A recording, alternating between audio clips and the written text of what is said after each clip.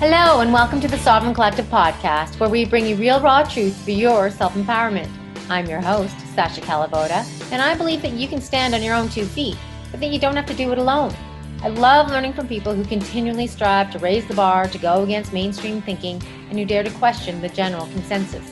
People who risk being ridiculed or even risk the loss of their professional status as they bravely question the common narratives and challenge the rest of us to expand our minds and to reconsider what we think we already know. Join me in learning how to take control of your health and your mind so that you can have the energy to think more clearly and the confidence to step up and take responsibility for all aspects of your life. We promise to never censor here because I believe you are strong enough to hear the real, raw truth to make up your own mind. If you like what you find here at the Sovereign Collective podcast, then please share with your friends and family. I so appreciate you. Thank you for tuning in. And now, on to the show. Hello, everyone. Sasha here for another interview for the Sovereign Collective podcast, and I'm super stoked to talk about a topic that I've been wanting to get onto this program for some time, and I'm with Kole Whitty of the Condor Approach, which is an offering that her and her husband Tah provide to the masses who are seeking, I think, to really get a full experience of this lifetime in this embodiment. And we are going to be talking about psychedelics and microdosing and bigger dosing and all these things. And I'm super grateful for Kole for last minute agreeing to spend some time with me today, because I've just had too many stories related to me lately directly with the impact that these substances are having on people's lives. So I reached out to a dear friend of mine who hooked us up. So Kole, I'm super stoked for you joining me today and seeing where this conversation goes. Thank you. Absolutely. This is my favorite conversation because not only has working with psychedelics and entheogens changed my life, I've seen the effects of it and even talked my husband, who spent 25 years as an emergency medicine nurse, talked him into. He kept saying he wanted to get out of the hospital and really help people, and now that's what we do full time, in helping them stay safe, connected, and fulfilled as they explore, I would say, alternative healing methods. Right. Alternative healing methods that are interesting, because we have to be careful. I have to be careful about what I'm going to say on here, because I really don't know the true legality of it. I mean, they are technically illegal. I'm in Canada. I'm in Calgary, and they are technically illegal, but I mean, for goodness sakes, we're legalizing all sorts of crazy stuff and providing free access to addicts of all sorts of crazy things and ruining lives in the process. Yet people are, it's almost like this is kind of meant to be this way. I wonder. But, and then we have people that are really discovering their true selves, their true nature, and overcoming so much in very little time by getting some part of that thinking mind out of the way, whether it be in a lower dose or in a higher dose. And so I would love to start off with, well, first let's start off with you. Like, I want to know about you, because I just learned about you, and I don't know. And I read quickly about you. One thing I want to say, so the Condor Approach is what you guys talk about, right? And I was just listening to your little video on there, and what I love about a couple words that really stood out for me are sayings is radical self-responsibility. This is something that is non-negotiable to really step into our true power. And I think it's required by more and more as we move forward into this crazy world. And second of all, about the integration not being optional. It's how you do it is optional. But yet I know so many people that have dabbled and have all these interesting stories, yet remain really unchanged through these experiences, but have something interesting to talk about, yet haven't integrated into their lives. So you guys really focus on the integration of these experiences. So let's just talk about why psychedelics for you, and we'll go from there. Yeah, we'll do the Cliff Notes version, right? Because it's, as with anything, I would say, especially in alternative healing methods that seem to be the most natural that we had to get back to for some, reason somehow, as beautiful as technology is, some of it forced us, or we chose to leave behind some of the natural technologies. So really, the conversation today, in the parts of my story, I'm going to talk about how bridging the ancient technologies like psilocybin-containing mushrooms, like other herbs, there's lots of other master teacher plants, is what we call them, and fungi that have intelligence that we are only rediscovering as a nation, as a country. And, though we can go into lots of other conversations around that. But in essence, for me personally, I grew up in Salt Lake City, Utah, grew up in the LDS or Mormon church. So very conservative. Everyone you go to church with, you live by, everyone's in everybody's business. And so there were certain events that happened in my childhood that I have labeled as assaults on my sexuality. Growing up, I was told it was called molestation, extended family member situations, but after doing deeper trauma work, realizing it was older relatives that, not in my household, but that changed what I previously called molestation into assaults on my sexuality at a young age from 8 to 12. In that period of time, it wasn't the events that happened that caused a traumatic response in my system. It was the shame as a result of the meaning I made out of those experiences. Being an LDS little kid, it started the week after my baptism. So it was the internalization that I am bad, wrong, broken, I'm ruined. And that's a very common Christian background narrative, not just in Christian, but a, conservative family, we'll say. So as I got to my teens, troubled youth, right? Then it was that textbook at-risk youth, 3 different high schools.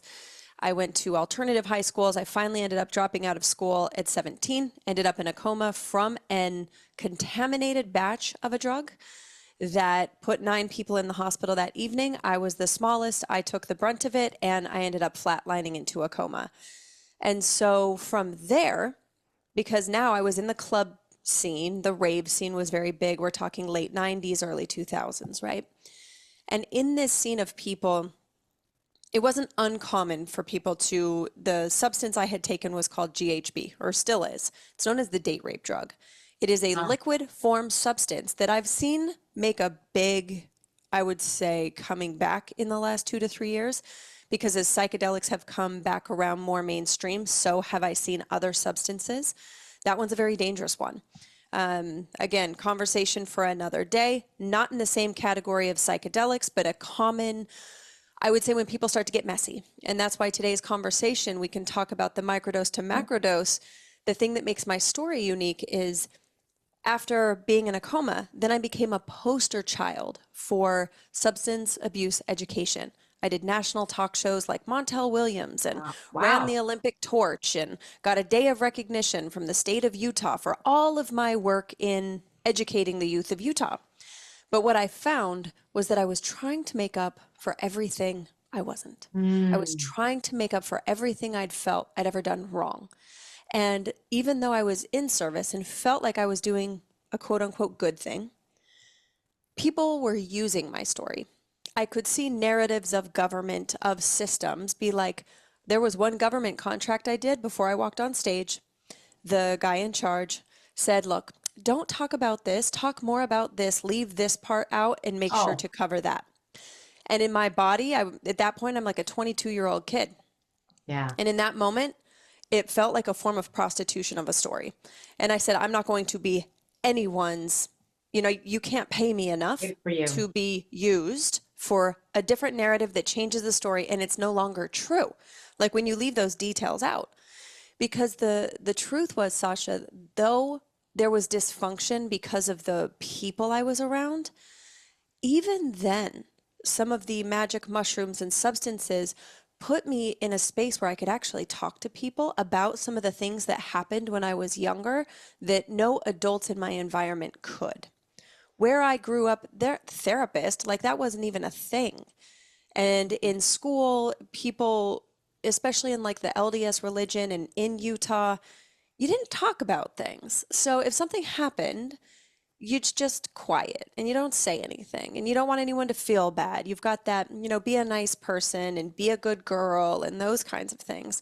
So you're only one or the other. You are either shunned in a sense socially, or you comply.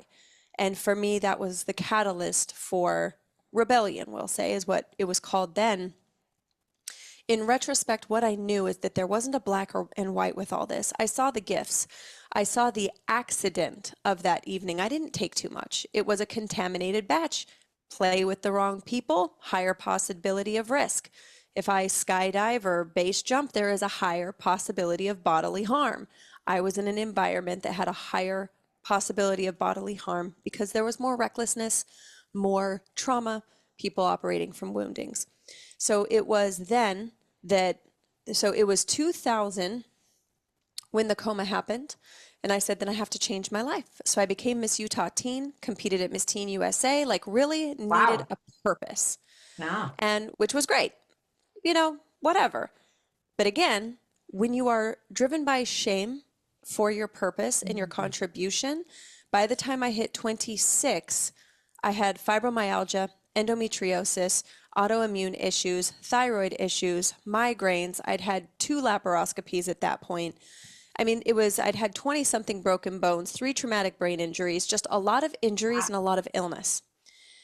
With what I know now in body intelligence, and when I talk about that ancient intelligence, we have lost the language our body is speaking to us, whether it's the tissues, the fascia, the blood, the bones, the microbiome. For me, psychedelics gave me an entry point to start to talk to my body. And because of my background, it took just the right friend, just the right timing, just the right prayers of me saying, I'm desperate because I knew I couldn't live the way that I was. And it took a moment. I was in my first marriage. I was at Disneyland in California, and we'd only been there for like 3 hours. I sat down on the ground and I started to cry because my knees were so swollen. I couldn't take another Oh, step. It was fibromyalgia, right? But they didn't even call it that back then. They wouldn't even acknowledge. I mean, fibromyalgia is pain we can't explain, basically. It's a symptom. And it was in that moment that I said, I'll do anything. Because my fear at this point and the indoctrination of once an addict, always an addict had been so deeply projected and inserted into my physicality and my experience of my life at 26 that there's no way I would have been open any other way. I had to be desperate enough to then consider and explore these master teacher plants and animals and fungi in a shamanic healing way that was very separate from the club rave environment. So they say set and setting. yeah. And that friend and that moment and that first night changed my life. I just happened to be going to stay with that friend in California. And he said, hey, by the way, I've got this thing happening. This guy from Peru is here. I didn't know what any of that meant. And then I researched and was terrified because of all the stories, all the indoctrinations, all of the fear that I had contributed to in my own way, right? The hypocrisy of who am I to say this? I told kids for 5 years and 200 plus emails a day from the year 2000 until the year 2003, stay away from it. It's dangerous and, Right. you know, whatever. Was that So first it one was with ayahuasca? oh no, Oh, it wasn't. Oh, there's, okay. there's Okay. no way, you know, but the funny thing is the friend that told me about the healer from, or this shaman, he's not really a shaman, he's like a curandero is what they call them, from Peru was that my friend sent me an article on ayahuasca, which friends, don't ever send an article about ayahuasca to someone who is looking for a healing methodology that's had trauma, because most of the Ah, articles will be like yeah. demons, and then there was dragons, and then it was Right. this. Like, I was terrified. It was a poor choice on his side to send me that. Um, but it was seeing the signs. It was seeing that, you know, I had been praying and asking and being open, and it was that friend and someone I trusted implicitly. And I had done everything I could. I'd changed my diet and lifestyle and gotten off of Ambien and done a lot of things. But I realized that in changing my diet and lifestyle, because I was living on magnum bottles of wine at that point and energy drinks to wake up, like the standard American diet, right? The sad Yeah. diet, Yeah. sugar and garbage and whatever. And I was 50 pounds heavier. And so all of that, all of those issues, like 60% cleared up when I changed my diet and lifestyle. But at that 60%, I was like, there's something else I'm missing here. Hmm. Doctors are like, no, you're in a healthy range. I'm like, I feel awful. Like, there's no way that this is healthy. You can call it normal. And it Right. was finally a functional medicine doctor finally said something that validated and made sense to me. He said, look, the average size shoe for a woman is a 7. You're a size 8. So just because something is average does not make it healthy nor functional or optimal for you. Because even if we could get your foot into a size 7 shoe, it would cause problems and pain and it wouldn't fit. And it was like the first time I had permission to, that it just made sense. I'm like, yeah, obviously. And so then when this opportunity came, it was actually with a substance called MDA, which is a derivative of MDMA, or rather it's the natural occurrence. So Okay. let me restructure that because I said it a little incorrectly. MDMA, when you take it, which is considered a heart opener, it's a serotonin releaser, makes people feel really good and open, great for Yeah. trauma work, great for couples therapy, great for, we say, connecting to yourself or to others, love. Once it's digesting in your system, it turns into MDA, but there is a natural substance called sassafras that is Yes. MDA. Yeah. So just like psilocybin comes from mushrooms, MDA comes from sassafras, Right. but it's in the same family. So MDMA is the chemical composition, basically. And so when it comes to exploring these methods, I was terrified because of my past experience. And that night in my first, they have an opening circle and share your intention. And growing up Mormon, this was a little way woo woo and a little scary. Like, it's one of those, like, I think is this evil? Is this Right. bad? Like, Right. I don't Right. Right. really Uh-huh. know. And I could tell that the, facilitator, I knew he had multiple degrees, very educated person, and I was trying to look comfortable, like trying to not look like I was terrified, but I could tell how awkward I looked trying to not look awkward. And he turns and looks at me and he says, I know you've had a lot happen to you, and I know that you struggle with trusting men. I just want you to know that I'm not going to interact with you tonight at all. If you choose or decide or have any questions, I'm here, but I want you to know that you are sovereign in your experience. And it was one scary Wow. to have someone, it felt like, see me. But that first night is when I was able to take off the heavy burden of once an addict, always an addict. I got to see that I had grown up. I got to see that the adaptations of trauma that had me turn to alcohol or substances or video games or television or relationships, I'd grown up. I didn't need things like that anymore. I'd done a lot of work on myself. I'd been really immersed myself in yoga. I, was just doing things more for me. I was exiting a marriage that was a big part of the dysfunction at that point. And that night changed everything. Now, I spent 6 years on my path before I started facilitating or helping anyone else on theirs.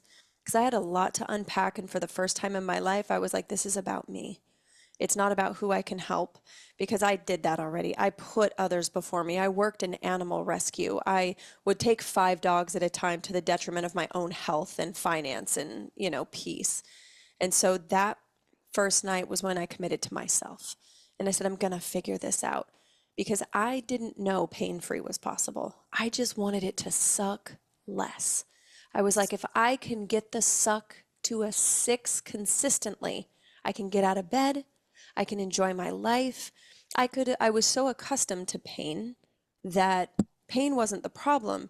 It was when it passed a 7, when Right. I got migraines and things were debilitating. And the first realization that I unpacked in my psychedelic and entheogenic experiences, both microdose and large dose, was relearning and reteaching and building a new relationship with my body, talking to my body, translating its messages, because every pain, every ache, every chronic injury was data and signals that was my body trying to talk to me that I didn't understand.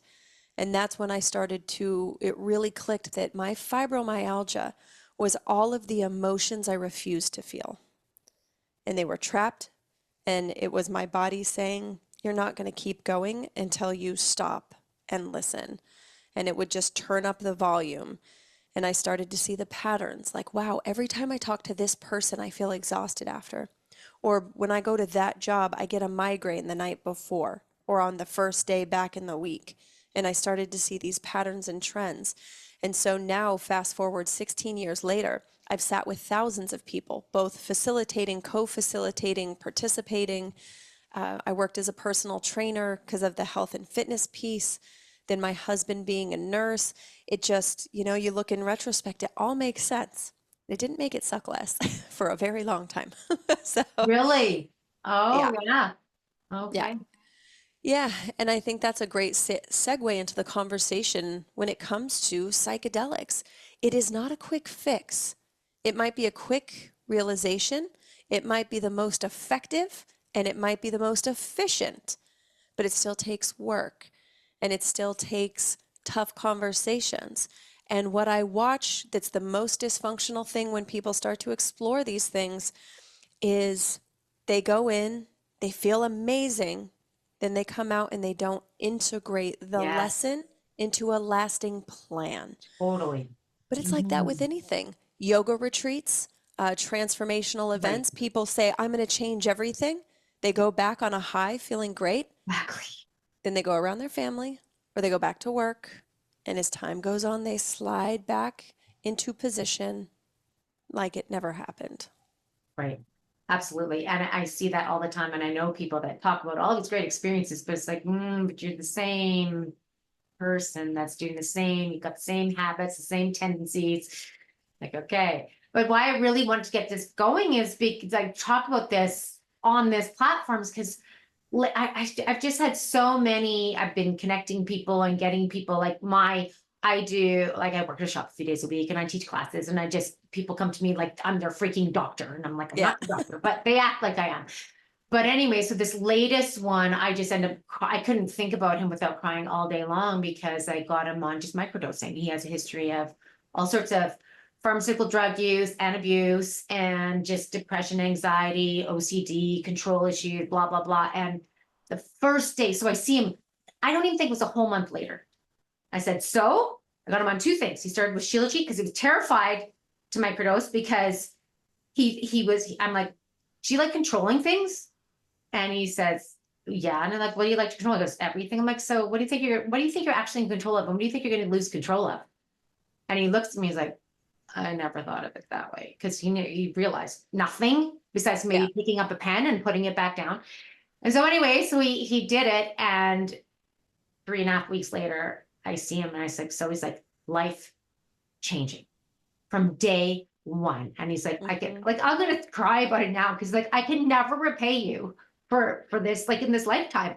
But the thing is, like, I'm like, it was always there for you to take, right? And now he's just stepping in, but he's stepping into it fast. And I know there's a long road to go still, but holy cow, the stuff that he's in tune to that he had no idea, like his capacity to feel the energy of people, like all this stuff. It's just like it's so amazing. So for you to be able to be in that space to help people really step into that, because this is a time where people are going to sink or swim. They're either going to face these challenges and grow with them, or they're going to sink, and that's going to be it. So to be a part of that is amazing. So let's just talk about microdosing if we could to begin with, because that's Hmm. what I'm most familiar with. I've done a couple mega doses, but really microdosing mostly, and me just psilocybin. But Sure. so for people that have heard of it, they're curious. I know many people would benefit from it, and it doesn't have to be very much, and it doesn't matter how big they are or Yes. whatever. They're just comfortable with different dosing. But what does a microdose look like? Who's it for? What do we need to be aware about around all this, and why? Why would people do it? Because people are like, oh, I've had a drug problem, I've had this problem, and I'm like, okay, these are things that we need to talk about. Yeah, and this is the kind of the thing is it's a lot to unpack and it's a bio-individual situation, no difference than diet, nutrition, movement practices. So we're going to speak very generally and from the premise that we do not condone the illegal or illicit use of any substances under any jurisdiction, that it is not legal. We are educational in Thank today's you. conversation. Thank you. Yes. So, what is said out in the world about what microdosing is sub-perceptual amount of the substance, right? So, typically, the things that are microdosed are either LSD or mushrooms, typically, or wachuma, which is known as San Pedro. But really, people will microdose anything, CBD with THC, without, whatever. There's lots of things that people work with. Microdosing typically is sub-perceptual. That's why it's a micro, sub-perceptual. So if you were talking about now, this is the next conversation of strength of a mushroom. Mushrooms and psilocybin containing mushrooms specifically have varying degrees of strength. So there's some types that's like a Brazilian or an Amazonian style mushroom, which they would be, I would say, a mid-grade of strength. You would call a microdose like a 0.1, right? Like 1/10 of a grams, give or take. And it depends on how strong they are. We like to say that a mini dose usually for most people is around like a zero point 0.3 to a zero point 0.5, and they can go up or down from there. Then they talk about a museum dose. A museum dose is also somewhere between like a 0.5 of a gram to a 1, depending on the sensitivity of the person. But again, it varies. And you taking the same thing as me, we will not have the same experience. And you Right. taking the same thing next time does not mean it's going to hit you the same. Right. Yeah, You know, for sure. it's like comparing it to any other fruit or vegetable or plant, that it depends on the environment, it depends on the density, and we could say nutritionally or spiritually, or the psilocin itself and how it grew. Not 1 gram now dried, even of the same exact mushroom, but then a whole different crop 6 months from now, are not the same either. So the beautiful thing with something like mushrooms is that there is no overdose. There is no amount of a psilocybin containing mushroom that is fatal. Now, what can happen to the psyche and the result of that is a whole other conversation. But Right. if it is not mixed with anything, there is no overdose potential, right? Okay. So then up from there, you'll hear more commonly a full dose is somewhere between 2 to 4 grams for the majority of the population. Then there is what many call a heroic dose, which is somewhere between like 4 and 7, depending on the person again. This is an interesting thing with this idea of a hero's dose, which was mostly talked about from like the why is my brain suddenly all of the grandfathers of like psychedelics, we'll just say the white men of psychedelics. This is going to be my simplest way to Okay. explain it. Yeah. There is another man that was deeply involved in psychedelics that is a high doser. His name is Baba Kalindi Iyi, not known in the mainstream space, but that's because most of the information and research is from white men on white bodies. Most of the research is in medical in general is done on white males 18 to 23, just because that is the way science has traditionally worked for a very long time. And so psychedelics are no different. But someone like Baba Kalindi Iyi and his psychonauts and the people that have worked with him, for them, they're not even starting working with mushrooms till 7 grams. Like you haven't even started yet. Right. Now, this is where the context varies because the intelligence of mushrooms is more like a person. It's more of a relationship. And the type of mushroom, if you'll look at it like in a relationship, if you go in wanting to take something, or I just want something out of it, versus coming in as a student, it's a very different experience. In Baba Kalindi's, we'll say lineage, he passed in 2020.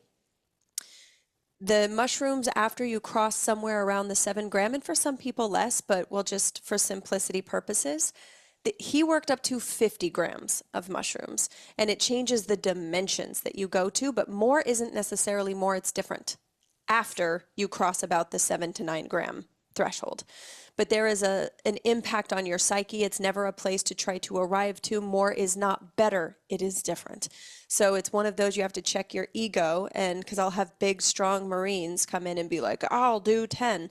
And then they're literally not sleeping because I won't serve them, right? And now I don't facilitate it all, but you have to watch the ego and the arrogance that can come in of trying to be a big, strong person. They will humble you. So this is where in a microdose, that's not going to happen. You can feel uncomfortable. You can feel a little anxious because Yeah.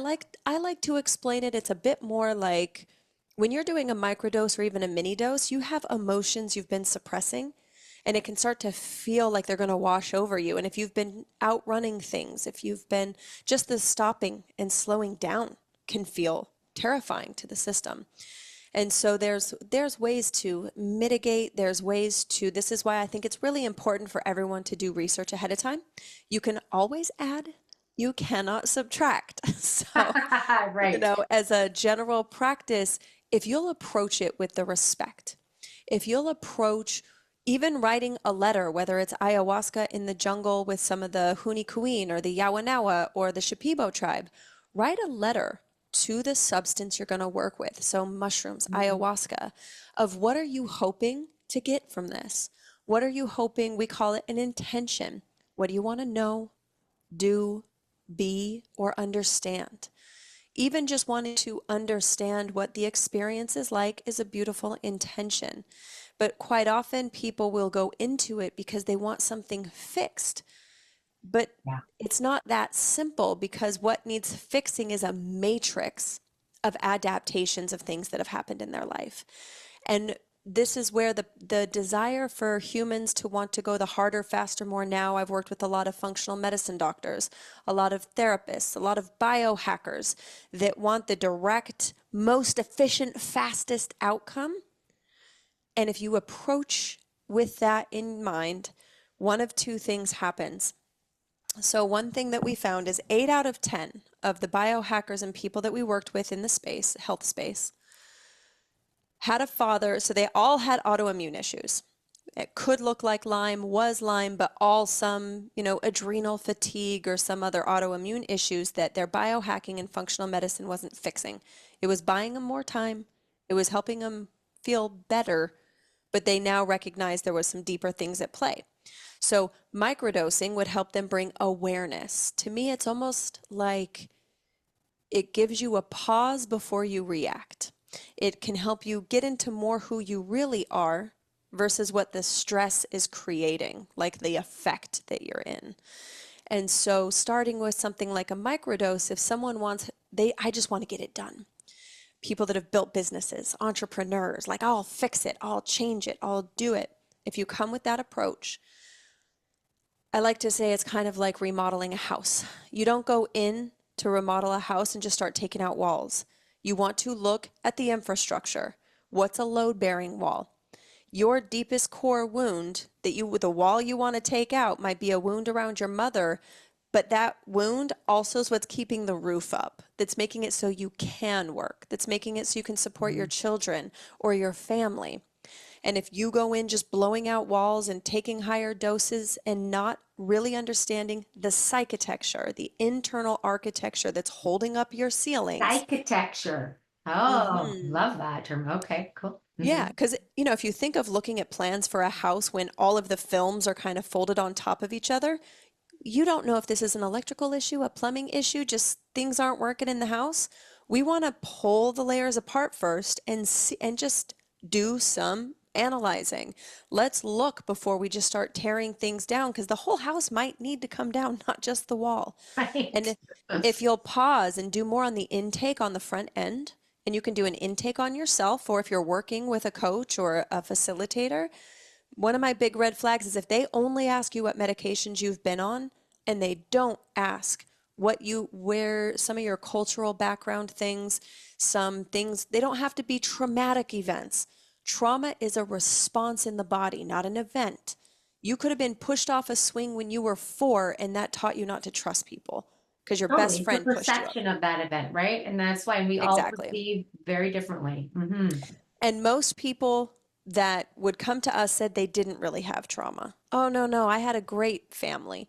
No, one does not equal the other. Right. It's that we as humans have lenses we view the world in, and we are meaning making machines who will make meaning that as children we don't have more context. So we get all this really interesting meaning that we project into this house plan, and we're like, but I want this wall gone. As a coach and the coaches that we teach and that we train, it's to be able to look at it and go, we're sitting there with the plans with them. I'm not telling you you can or can't. I'm saying, look, here's the thing. I know you want to take that out, but we want to put up some support beams before we go there, because if we just take that out, there is a high chance that we could have the roof cave in. You might need 2 weeks to process something because you're going after something pretty deep, which we can do, but let's create support beams before we do that, making sure your team or your family or people, we can have the systems in place so it doesn't just come collapsing in. Because even though microdosing is subtle, it doesn't mean what it brings up is any less impactful or powerful. It can very much still bring agitation and anxiety because old memories might be creeping in. And what really can kind of take someone sideways is they don't know, is this normal or am I losing it or is this causing brain damage? And again, it's the story and the meaning making of the Right. experience they're having, which Hmm. is why if someone does have those kinds of things, it's nice to have an integration coach or someone that you can go, hey, this is what I'm experiencing. And you have someone that can ask more questions, and let you know, like, yeah, that's a common experience. Yeah. So they just go, oh, okay, Right. I'm not like bugging, you know what I mean? Like completely losing my mind. But it really, this is where we got really passionate is we were facilitating, but we had so few places to send people, and we kept getting cases sent to us. Whether it's ketamine sessions, ketamine is legal everywhere for, they call it psychedelic therapy. It's not a psychedelic, technically. It's a dissociative, but people can have psychedelic effects because of their own imagination, their own mind, their own mental processes, not because of the ketamine. And this is, I think, an important delineation is because people will see ads, and I don't appreciate the way that many of the ads in the States say, you know, psychedelic therapy and say ketamine because it confuses the public because it's not technically the same thing. Right. And what happens is ketamine, the CAP trainings are a very short, you know, quick training. They don't train, and most people don't experience it as clinicians, and it is not the same thing.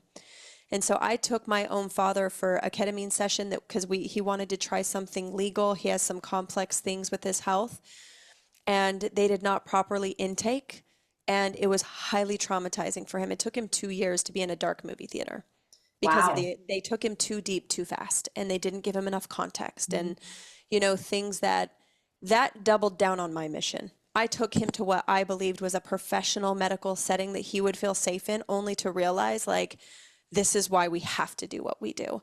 Because I can train coaches to know how to tell someone, like, that might not be a great fit for you, actually, because you have this belief. Like my father being Mormon, if you take a very religious person too deep, too fast into any psychedelic, it can have the opposite effect and challenge ideas or kick up fears Ah, that make it worse. Because our goal is never to change someone's mind, it's to help empower what they want and them getting there. I do not need anyone to change their beliefs about God, source, or whatever's out there. What I want is if they say, I want to really know to trust God, I'm like, great, then we can say a prayer before a session. So this is where, whether it's microdosing or macrodosing, approach it the same. Approach it with the same care and intention and intake process with yourself. If you feel like you're struggling or you're stuck, you might want to find a little bit more support than just that, right? And so we just started pumping out like free courses, free content, free books, free podcasts, free, because we knew that for some people it was not accessible mm, because of location, price, or, you know, they couldn't find someone. And that we didn't believe it was up to us to hold the keys to the gates of these experiences.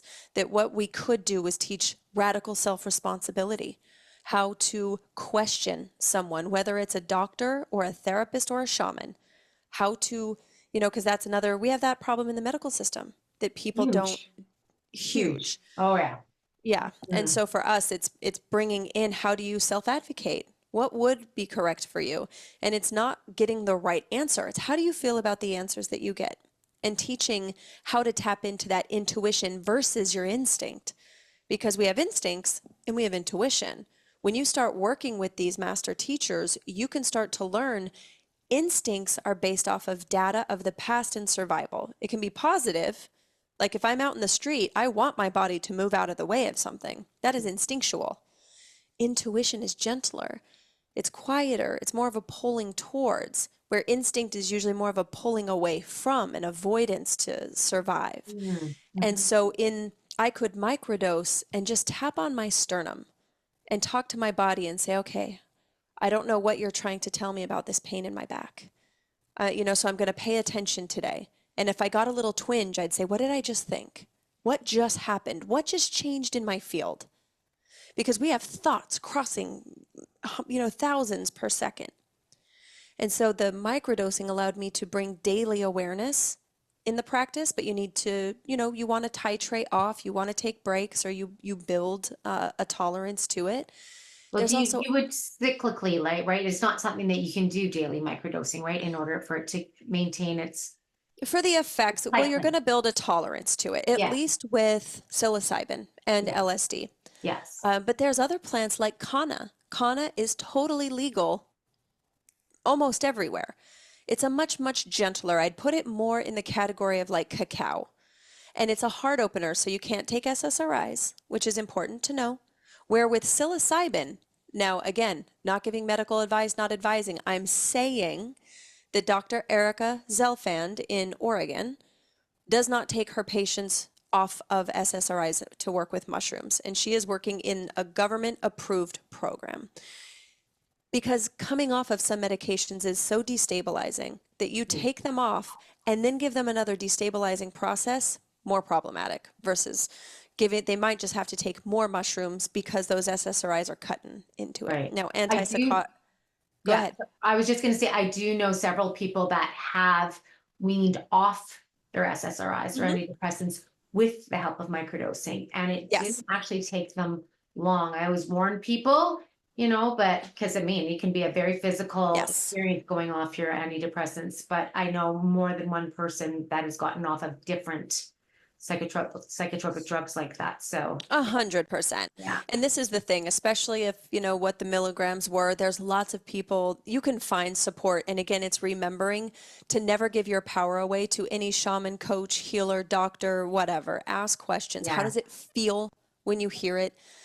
Not be in a rush, especially if you've been on it for a while. Take a while to Huge. wean Yeah. off, right? Mhm. And this is the thing is like we have to take that radical self-responsibility, not just for ourselves, but for family and friends. You don't have to, even if you have no intentions of ever doing one of these experiences, we can no longer just sit uneducated when tens of thousands of people are going to places like Costa Rica or Peru or Ecuador to have legal psychedelic experiences with things like ayahuasca, but they're taking a Western mind into often communities that don't integrate because it's not a part of a tribal mentality because they live integrated.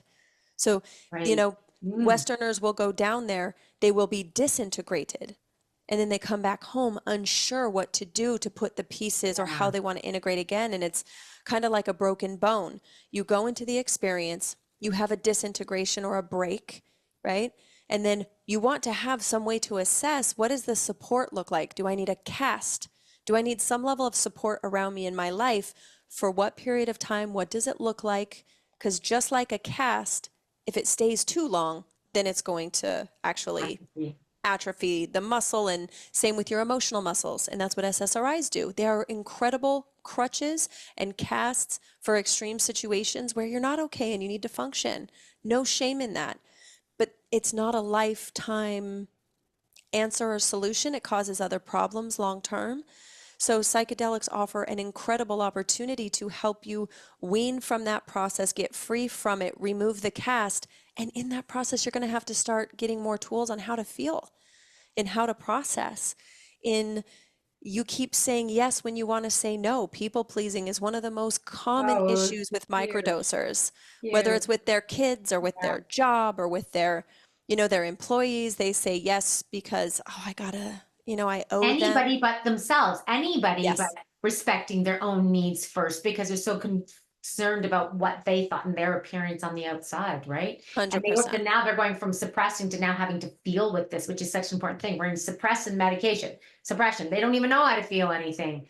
And Yes. now, yeah, so I can see that being, it is my experience that most people don't have when they're microdosing, especially at a lower dose, say 0.1, 100 milligrams, that they actually don't feel too uncomfortable. But every once in a while, like a good friend of mine, she starts to feel, oh, but she's like, I know I need to go through that. Yes. I know it. And she's gone through, she's been doing her work. So it really helps her. But most people I find, like this one guy quit his high stress job years and years and years. And he's like, he put his headphones on, he went for a walk through in nature somewhere. He's like, for the first time, I heard the music and I saw the trees. And it just brought him here and Yes. now to experience what is in the moment. Yes. And that I hear that so much. It's beautiful. That is a big piece of it, right? Is if you just take it like you do a pill, a Tylenol, an ibuprofen, you're not even slowing down enough to look for the subtlety of the change. Because people can microdose and just carry on with life Yeah. and have some beneficial effects. But there is a difference when you approach it intentionally to say, I want to understand how I keep ending up in these relationships or this health problem or this, like, because for us, illness and dis-ease, right? We call it we just call it the health continuum. You go from ease to dis-ease. There's things you can control and things you can't control. So if you'll slow down and say, where can I create ease? That creates some space to actually allow in some of the emotions, to actually allow in some of the intuition, some of the things you've been missing. But people often stay busy to avoid feeling or Yeah. to, not have to face some things. And I like to say that mushrooms specifically are kind of like a volume button. So you can turn it up a little bit, and the more you take, it just turns it up more. How willing are you to hear?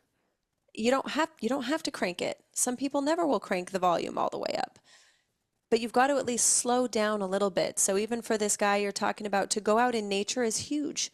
You're going to connect with the technology of outdoors. They know each other. You awaken different cells. I've gone into ceremonies and journeys just to talk to my blood, just to talk to my Oh, wow. microbiome and say, what do you need from me for us to work in the same direction of vitality, of life force energy? That's why I don't say plant medicine like many people do. Because for me, medicine is for sick people. I'm looking for fortification. I'm looking for life force. I'm looking for lessons. If you show up to these substances as a patient, you get a doctor. If you show up as a student, you'll be shown more of yourself, what you want to change to get to where you want to be, and it's coming from an empowered position. It may still help you heal some things, but it's not the mushrooms that do it.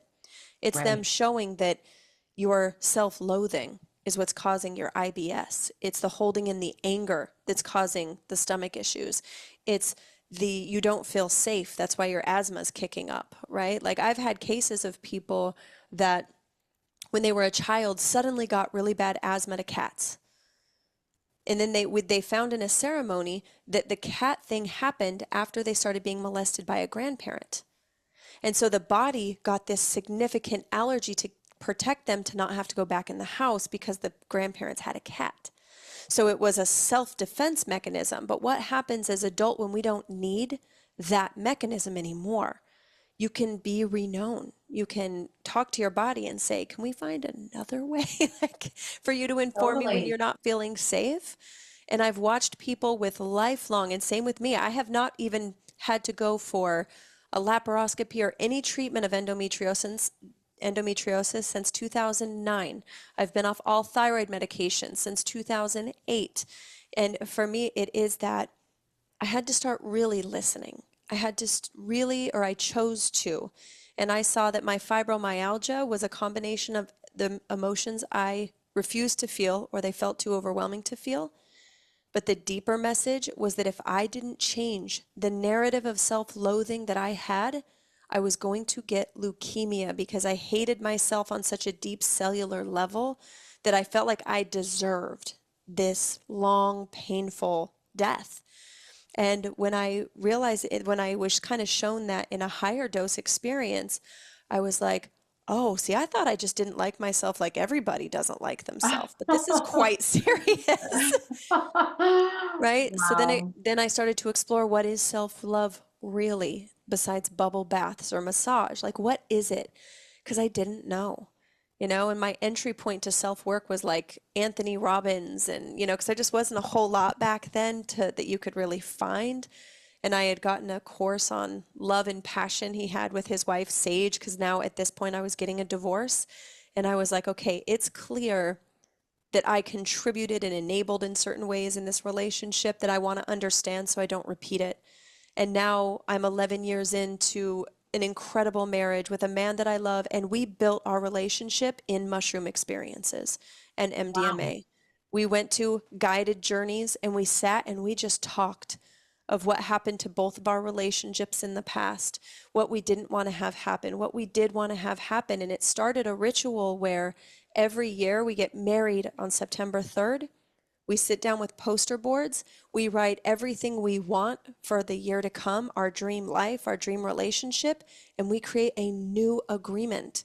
We don't renew because we're not the same people. Now, Right. we don't work with mushrooms or psychedelics often now.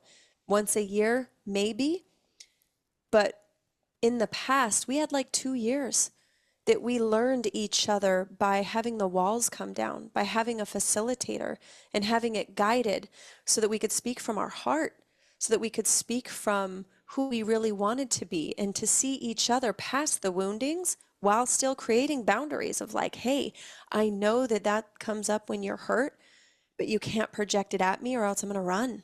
I can't hear you. And we could articulate it in ways there was no other way we could have done that. He grew up in the hood in Brooklyn in 1971, crack of the 80s, the AIDS, HIV epidemic, nurse emergency rooms. His family's descendants of slaves.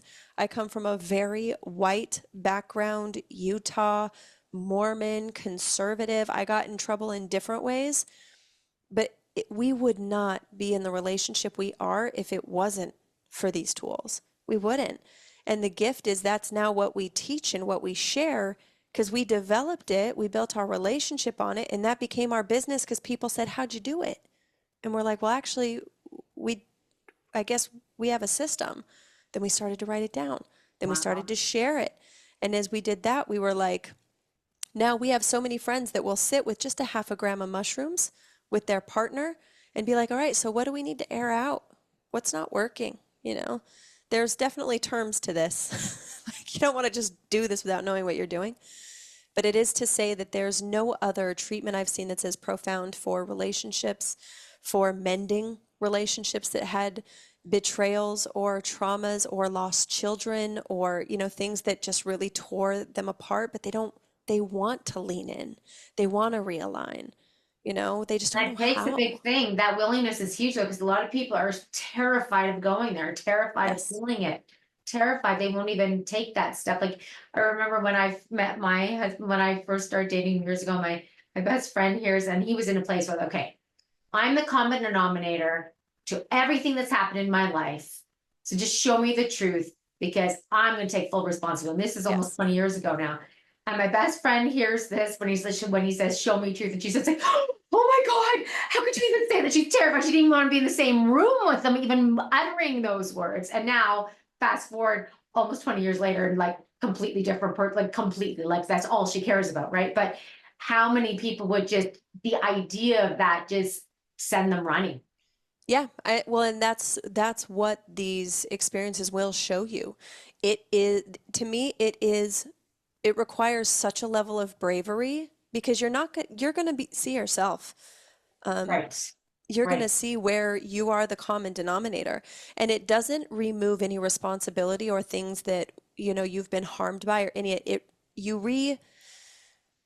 you renegotiate your relationship to things. Like I had one psychedelic experience that the only way I could describe it is that I got my innocence back. When the things started to happen in my childhood, there was an innocence that was lost, that was fractured, Oh, that was, just kind of disintegrated. And in one of my psychedelic experiences, another attendee, because it was a group experience, who he'd been working in it for years, he did like a guided meditation, guided visualization. But because I'm in the psychedelic, you're more neuroplastic. What that basically means yeah. is that anything you think or realize, it's more likely to stick in a more profound way, just like habits are built by impact or repetition. A car accident might mean someone might hear screeching tires and react. That's impact cause a habit in the nervous system or in the body. Repetition, tying your shoes, is the other way we get a habit. Psychedelics are impact and repetition because your imagination's open. Your thought processes. Most people, not everyone, have visuals if they're on a higher, or just their Yeah. ability to imagine's a little freer. Right. Whether it was Steve Jobs or lots of other, we'll say, forefront thinkers worked with psychedelics at different points. There's a reason for that. And so this man on this journey was able to basically help me do almost like a timeline therapy or like repress back or like regress back to being that age and to Yeah. go back to the day before it all started. That doesn't mean it didn't happen, but he walked me through a process of basically retrieving a part of myself Oh, that I had been trying to find safety in all my relationships. And that was part of the problem. I was trying to find my happiness, my safety was all outside of me. It was dependent on another person.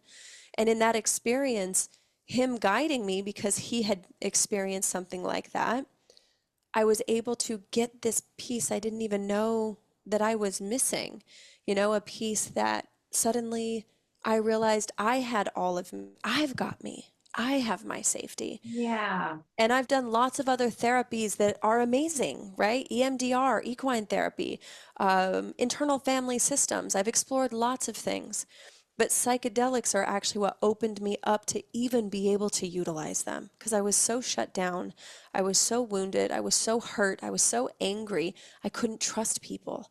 So no therapy was helping because all I felt was like they were diagnosing me. They were, what's that, like pathologizing me or whatever that word Right. is. And Yes. so I didn't feel safe. And I had doctors that didn't take care. I had to learn my own body and surgeries I didn't need because I didn't know what questions to ask. Mm. And so I didn't trust people of authority in health or shamanism or spiritual. Same with my Mormon upbringing. There were women in my church that were very cruel to me because I did not adhere to their constructs.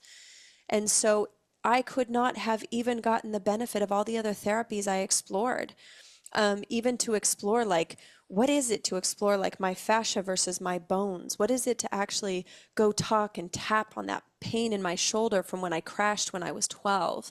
Like, it changed the way I was willing to interact with my own body, with my own intelligences, that my ancestors that work through the cells of our being, what we call epigenetic in a science term for me, was like, if my grandmother is a part of me, can I access her intelligence to ask for guidance of what she knew? Because my body is ancient technology rearticulated, Absolutely. and then the consumption of the animals and the plants and the trees, those intelligence, can I actually work to orient with them? Now I can pick up a fruit and know if it's ripe.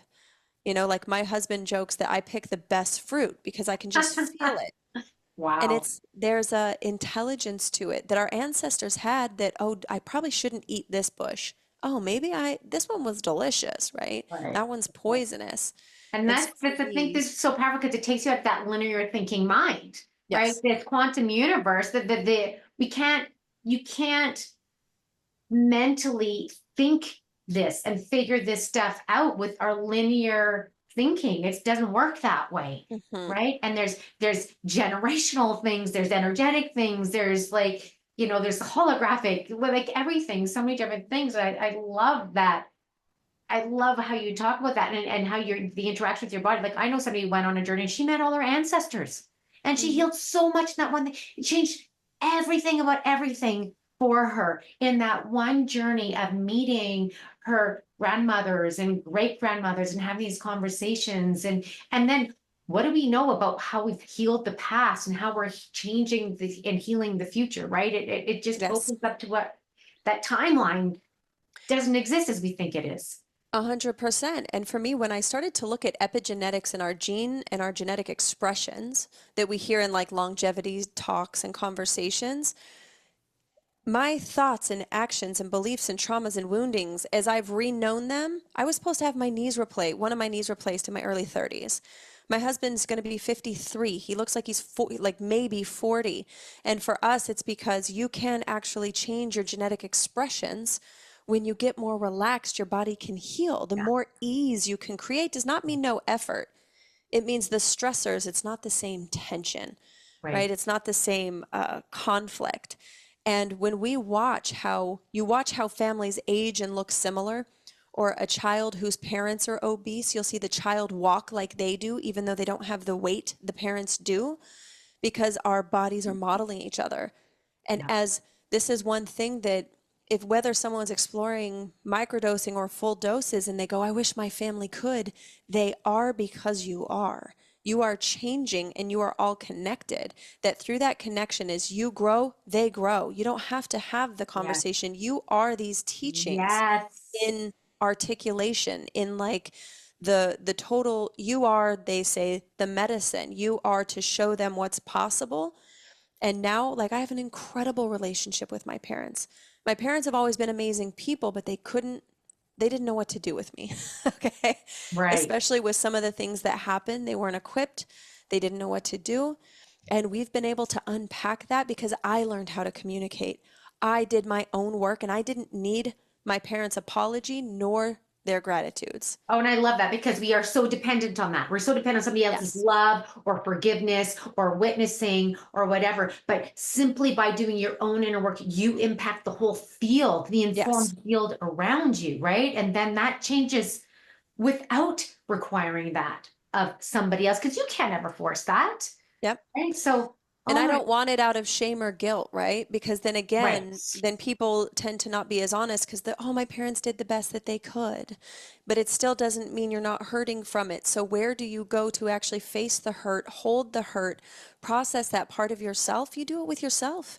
And this work, there really is nothing else like it when done safely and consciously and effectively.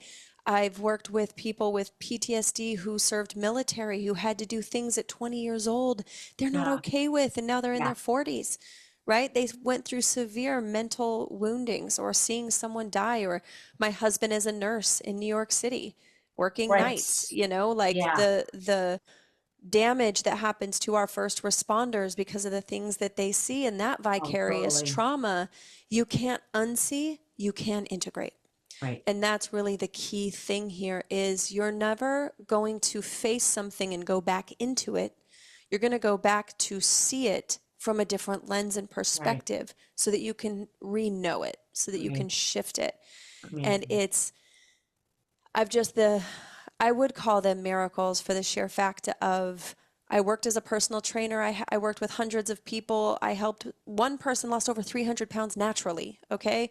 Wow, Like I've watched wow, people change, but when they didn't do the emotional work, they put it back on. absolutely, And yeah, that's what committed me and my husband to this path is we're like, there's more to this. And especially in working with doctors and with therapists and with biohackers, we started to go, hacking your way in is great to gain access, but if we don't integrate, if we don't look at biointegration versus just biohacking, we're missing the point. It's yeah. still like, to me, this isn't a meat suit. This is the most incredible technology on the planet, and one that as we continue to grow and evolve, I believe that longevity and sustainability of the infrastructure of our body is the removal of shame, is the rearticulation of our life force energy of purpose, where I'm contributing and giving because it lights my soul up, not because it's trying to feel or fill some Bill, hole. right? Yeah. Absolutely. 100%. How many people do I know like that? Wow. Okay. I know you have to go really soon. So quickly, what is your advice for somebody who's thinking about microdosing? What do they need to be aware of? And then just finish up by how people can find out about you. And I hope you want to do this conversation again because Oh, this is so totally. good. This is so good. Okay. So for those thinking about microdosing, what are some tips for them? Yeah. So, two people great to follow if you're just getting started. James Fadiman. There's something they call like the Fadiman protocol.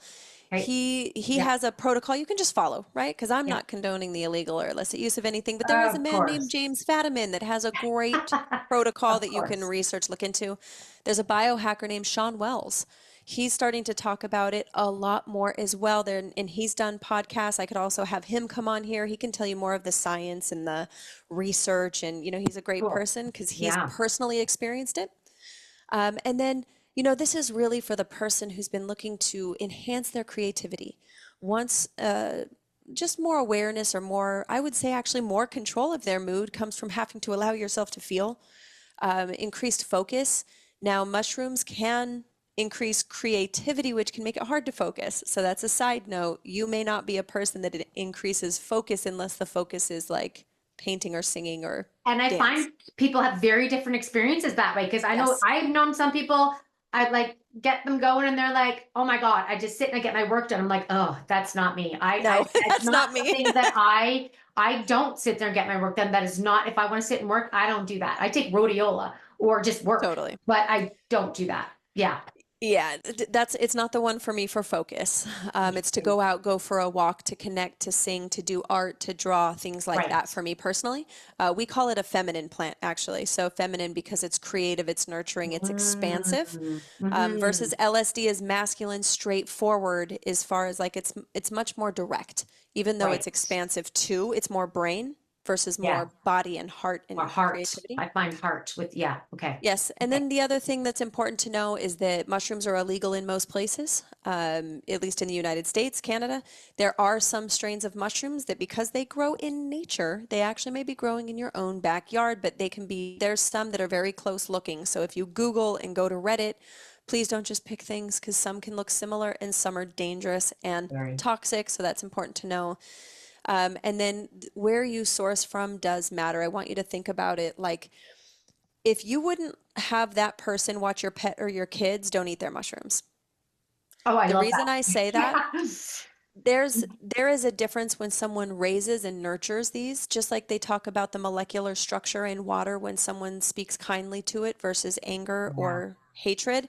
For me, it's also the same with these. If this is a person that sells cocaine and ecstasy and all these things, and oh, by the way, here's some mushrooms, not ideal. Okay, so I like to preface with that, and then integration is really an important thing. I have a document. If you go to, I'll give you the link. I have to look it up exactly because Sure. think I think it's no, I can't even pull it right now. I'm going to get you the link, but I have a Okay. document that's literally called Red Flags. So it's all the questions I would ask, whether it's a ketamine clinician, a shaman, a facilitator, whoever. If you're going to explore this work from microdose to macrodose, we did a whole document of questions for you to feel into, for you to think about, for you to consider that are impactful. Oh, integrate.coach. That's And what it is. when you sign up for your site, you get that, right? I got that. I I haven't looked think at it so. yet, but I did sign up and I saw the red flags thing. So I have to, that's an important document. That sounds It is. helpful. If everyone at least had that, like then my soul is complete here, so that they at least are empowered to have the first steps of things to consider as far as safety, and just some of the things around emotion and some things that are important. And we have, I mean, you could pretty much Google me and find lots of free stuff as well, no matter how far you are on this journey of exploration, YouTube's podcasts, all the things. Because I've been in it for 16 years. And in order for me to truly feel in alignment and in integrity with the elders that I've worked with in Peru, or the Saka people of Siberia, or the Quiros Nation of the high Andes, this message is important because it also protects them. More Westerners need to take responsibility because they're taking their trash emotional complexes down to the jungles, and it's also impacting the peoples there, because we have very complex issues in contrast to many of these places. Right. And then from a reciprocity model, from a accessibility model, we always want to make sure that if you're partaking in these substances and experiences, is there a place that you can give back if you financially can? Are there groups? Are there, I can always refer to lots. One of my favorite is Cosmic Sister. So it's a 501c, but she elevates more indigenous voices, more women of color, which are almost non-existent in the psychedelic space. And I say diversify your resources or who you're getting your information from, because Mhm. it's predominantly, it's a white dominant field of research that's the same research from the last 30 years. And if you'll dig a little deeper, and look and kind of follow the trail of Baba Kalindi Iyi, you'll hear a whole other narrative and a whole other side that's been widely ignored, deleted, glazed over. So diversify your sources, okay? There is no one way. There's no one substance. Right. There's no one ideal. It's your responsibility to learn, to grow, to educate. And for me, this is it. This is a path I'm devoted to, not a substance or not a teacher. It's this level of self-awareness, sovereignty, radical self-responsibility, and honesty. And that means you have to start with yourself first. Oh my God. I love everything you just said. That's amazing. Thank you so much. And so your website is condorapproach.com. condorapproach.com. Do you have an Instagram page or anything else? All of it. Yeah. All of it? Condor Approach in all the places. Okay. Kole Whitty, you can find me at this point. I mean, we've been around for a while. You could pretty much like send me a courier pigeon. You're going to find me. Yeah. Oh, amazing. Cole, I really appreciate you embody this. You're clearly integrated in it. You speak so well to it. So really appreciate your time. We just finished. I'm like all teary. Like the whole time I've been like trying to not be teary. Because I mean, this is just I don't know. If I like, my goal is to really empower people and let them know it's there for you to take. Yeah. You just gotta take that first step and see what opens up. So Yeah. super appreciate you. Thank My you pleasure. so much. My pleasure.